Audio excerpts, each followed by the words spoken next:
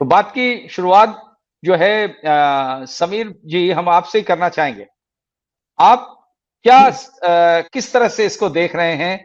क्या जो स्थिति बन रही है, क्या वाक़ई में इंडिया अलायंस में कहीं खतरा है या ऐसा सुनने में आ रहा है कि इंडिया अलायंस के जो खतरे थे वो दूर हो चुके हैं और स्थिति गड़बड़ाने वाली है एनडीए के अंदर? क्या ये सही है?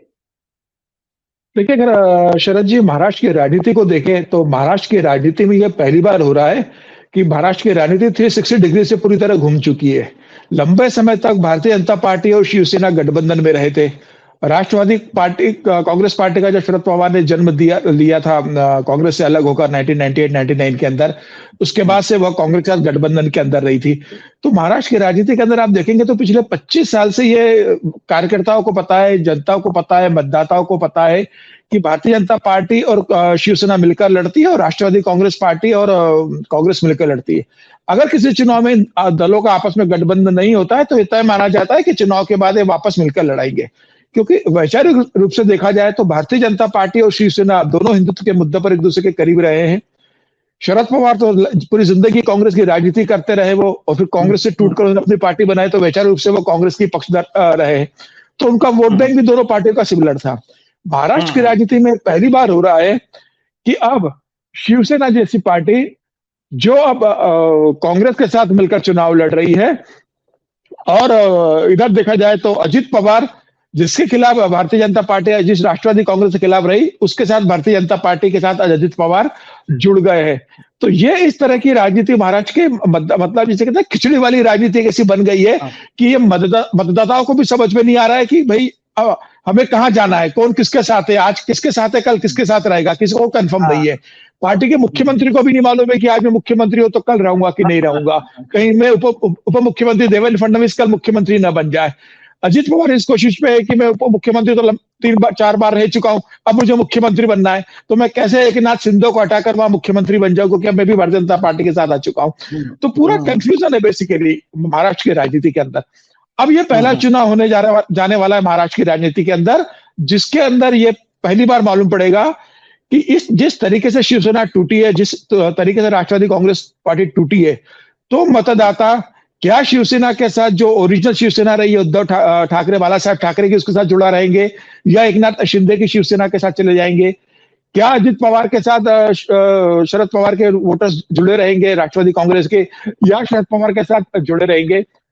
ये बात अभी किसी को भी नहीं समझ आ रही। उद्धव ठाकरे को लगता है कि शिवसैनिक मेरे साथ जुड़े रहेंगे, एकनाथ शिंदे के कहना है कि भारतीय जनता पार्टी हमारे साथ है, अब मेरे साथ जुड़े रहेंगे क्योंकि मैं अब शिवसेना का सिंबल मेरे पास आ गया है, शिवसेना का मेरे नाम मेरे साथ आ गया है, पूरी पार्टी मेरे साथ नाम पे ट्रांसफर हो चुकी है। तो अभी पूरा कंफ्यूजन है। शरद पवार कहते हैं कि आज भी राष्ट्रवादी कांग्रेस के नेता मेरे साथ जुड़े हुए हैं। मुझे ऐसा लगता है कि महाराष्ट्र की राजनीति में इस समय इन दो राजनीति को देखा जाए तो शरद पवार कांग्रेस जो है बेसिकली नाना पटोले जो अभी प्रदेश अध्यक्ष है, इनकी तुलना में कांग्रेस ज्यादा मजबूत है। लेकिन महाराष्ट्र की राजनीति देखोगे तो आप बहुत अलग अलग क्षेत्रों में बटी हुई रही है।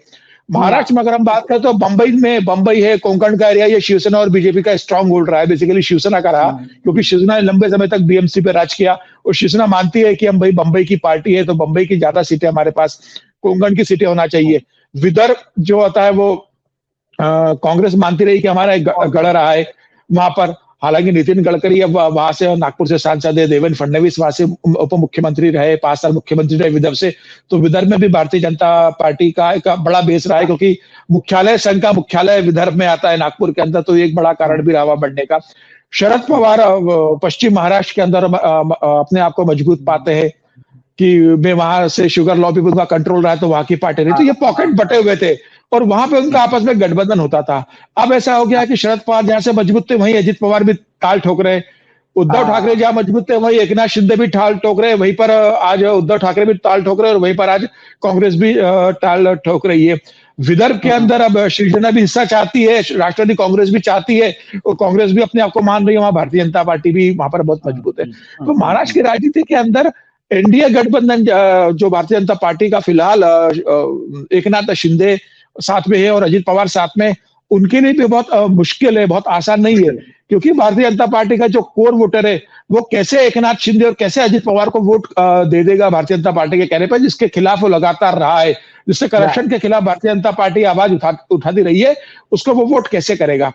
यही स्थिति शिवसेना के साथ होने वाली है कि जिस कांग्रेस के साथ वो लगातार विरोध की राजनीति करती रही, जिस शरद पवार के खिलाफ विरोध की राजनीति वो करते लंबे समय तक, बाला साहेब ठाकरे के समय से, अब कैसे उसके साथ उनका वोटर को वो शिफ्ट करने के लिए बोलेंगे और कैसा वोट ट्रांसफर करवा पाएंगे।